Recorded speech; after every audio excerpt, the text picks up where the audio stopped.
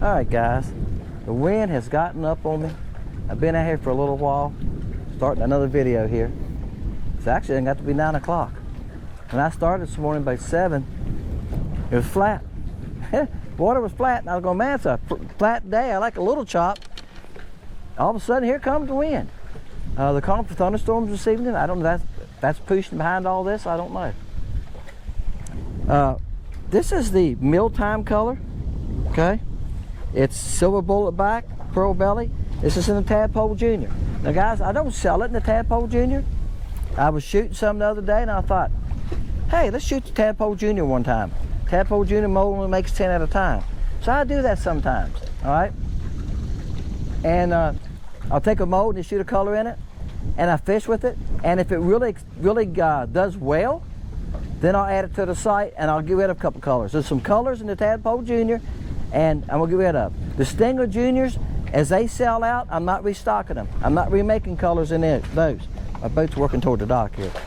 I'm not remaking colors in those. When they sold, when they're gone, okay? I want to get rid of them. Hopefully we're going to introduce this fall the LC Shad in 1.5 inches. I've been told he's going to make that mold. I've been waiting for him. He said this fall, so, and I'll get rid of the Stinger. So we'll see. If something happens he don't, then I'll hold on to the Stinger and I'll restock those. But it's only like a couple colors that I'm out of in the Stinger Jr. The Stinger Jr. does not sell good. I sell a few bags here and there. I've probably sold 10 bags, 12 bags all year. Somebody ordered some this week, I think of 3 bags. I went, wow. Do they catch fish? Yes, they're excellent. They catch fish. But for some reason, nobody wants them. Now, the Tadpole Jr., y'all see me fish that more than any of them because it skips good. So I'm fishing docks in summertime. Summertime, if you want to downsize for summertime dock fishing, you're not going to beat this body shape. See how it's kind of rounded? Yeah. So when it hits the water, it goes on. The Stinger's kind of flat and it's small, and it will skip. But this one here skips like a dream. Many of y'all have told me that. If you're shooting it, I reckon, it's the same thing. It would probably shoot really good. Guys, I'm not going to embarrass myself and shoot in front of you. I'm still thinking, I don't think I've ever tried to shoot in my life. If I started now, y'all would barely get a kick out of that, wouldn't you? So let's try this mealtime. I've never made a cast with it yet. You can see some fish right there. It's not many, but it's a couple right there.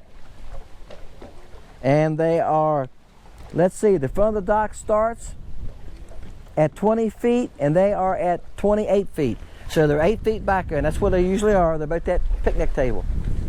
With this water chop, it's going to make it harder to skip too. See how the wave action is under the dock? That's not going to help me. When it hits that wave action, y'all skip rocks. When it hits into the water, the rock stops, right? So I'm going to have a tough time getting back there, but let's try it. I'm not going to let the camera roll and me try, because it might take me 4 casts to get back there to them, all right? When Sam and I made the video, he made a video on how to fish docks. I made Docks 101 if y'all want to check it out. You don't get it back where you want it every time. The bigger that opening is from that frame board right there, that's called a band board. From that band board to the water, that's what we call them here in Virginia anyway, in my area. It's a framing board. From there to the water, right there is about 8 inches, okay? Man, I don't think it's more, I'm gonna say 10. I don't think so, I think it's 8 inches. All right, maybe 8 1/4. The bigger that opening, easier to skip. If you got an opening like this right here from this cover down, that's covered with mayflies down to the water, easy. That's easy to go back through there, right? Bam. Oh, right there.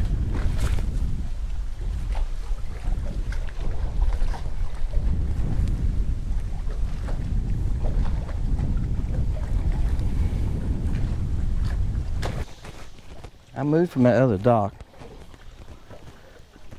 My battery's about dead because I've been fooling with my depth finder. My depth finder stopped. Well, the depth finder didn't stop. It keeps saying I don't have a transducer. Yeah, it keeps saying there's no transducer. And there is a, I hate that. Jimmy, get back off that floor. Don't you hate when they flop out of your hands? That's a nice fish, guys. Alright guys, my camera come on. I wasn't sure it came on. I couldn't hear it from the plane. The plane, boss! The That plane, the day Sam was with me up here, guys, that plane was flying around. He said, "It's a plane." I said, "Yeah." He lives on the other end of the lake. He puts it on top of a building-like looking thing. I don't know how he does that. He's smaller. That's about the average summertime window. He's about 10 inches. But yeah, I think he gives lessons and stuff, or he just, maybe somebody said he charges people to fly him around. So I've heard different things. I don't know him. All right. I know there is a pilot here who gives lessons. I've talked to him a couple times. He used to go to Hardee's. People gather at Hardee's, older people like me. I don't gather there, I don't have time. But people gather at Hardee's, it's like 15 minutes from me in the mornings, and they have coffee and eat and shoot the bull. And I stop there sometimes if I'm in town gathering up materials for a job. It's 7:30 in the morning. They'll be there till they're there till about 9. And I've talked to him a couple times. He gives pilot lessons. There's an airport about 5 miles from here, and from Lake here, and he gives lessons and stuff. Guys, my depth finder keeps saying I don't have a transducer. It says transducers are connected. I have played with it for about 45 minutes. It came back on once. I've taken all the plugs off, wiped them, put them back, that type of thing, and it came back on, and I had it for like a couple of minutes, not long, for 5 minutes at the most. I looked back around, it was back saying that again. So I just put it down, put it away, and we're fishing old school. But I know enough docks that usually hold fish that, like I told y'all, I'm fishing docks. I've always fished this dock. Before I ever had a live scope, I fished this dock. So I fished some of the same dock. Live scope, the thing live scope helps me is I can pull up here and look and go, there's none here. Or I can say, hey, they're right there today. They're in this position, or they're there. It helps you locate them, pinpoint them, and it makes your cast more accurate, and it saves some time. It really does. Saves time, and if there's no fish here, you can go on. Bam. Gosh, just like a pig. Like I say, I have no live scope. I don't know if it's 10 underneath there or 20. It could be 100. That's good and bad in it. Like I say, what's nice about the live scope is you can look under there and go, oh, that's 20 or 30 there. And then I don't watch it the whole time, guys. Y'all know that. I check it every once in a while, see if they're still there. Good tool, but got it. Bam, I got it. All right, guys, sometimes I cut a lot of that out. If you go like, Dennis, what happened there? I cut it out. So me spending all my time getting that hook out of a fish's mouth. I wore him out. He's coming under the boat. Now I threw him back. I can see him. The water's about 3 foot visibility here. He swam down about 1.5 foot deep. He swam up beneath the boat. He will work his way back to that dock, won't he? He's probably back there already. But he went to the shade, right? You ever noticed that? You ever been fishing somewhere and watching your depth finder, all of a sudden you go like, where'd the fish go? Especially fish, a brush pile or something, and you're pretty close to it. They will pull off and come up under your boat for the shade, won't they? I'll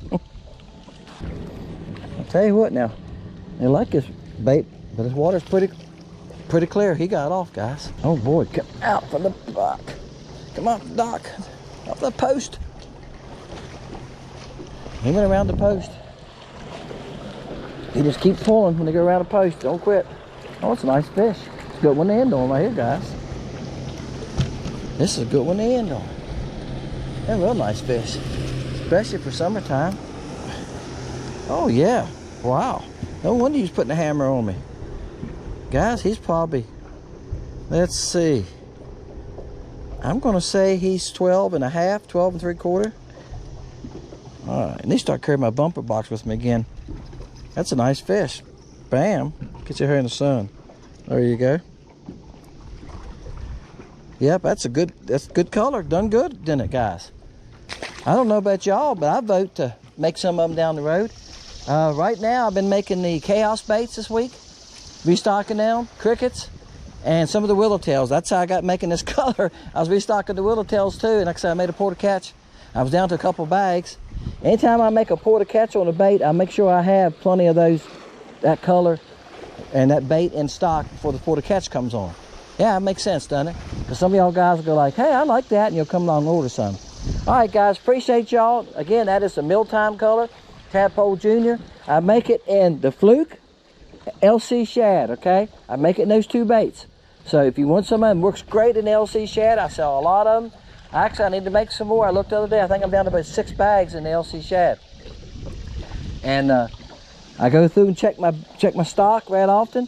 I've been doing it this week, and everything I got light on, I make a list of, and that's what I work on. I've got a list to work on this evening in the shop. Appreciate y'all guys. My name is Dennis, Fishing Lake Country. Hope you enjoyed that. These are just fun videos. Sundays are the porter catches. I make those videos on Wednesday, load them on Thursdays. Wednesday and Fridays are just fun videos.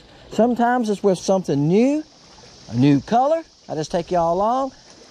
Sometimes it's just a new, maybe I like it today, a new color in the bait shape, just to see how it's going to work, so forth. And sometimes it's just on a color I want to try to push a little bit that's working good for me. I've got to fish with something that the fish like. I can't come back here and say, I'm going to fish with orange today. I might catch one or two on orange, but as clear as this water is, about 3 foot visibility, orange is not the best choice, is it? Okay? Mealtime, live bait, flash, Virginia shad, colors like that, okay? Shiny, Slayer. Slayer is great, dipstick. They're going to work better for you in that water that's 2 to 3 foot range, okay? Hey guys, Fishing Lake Country. See you next time.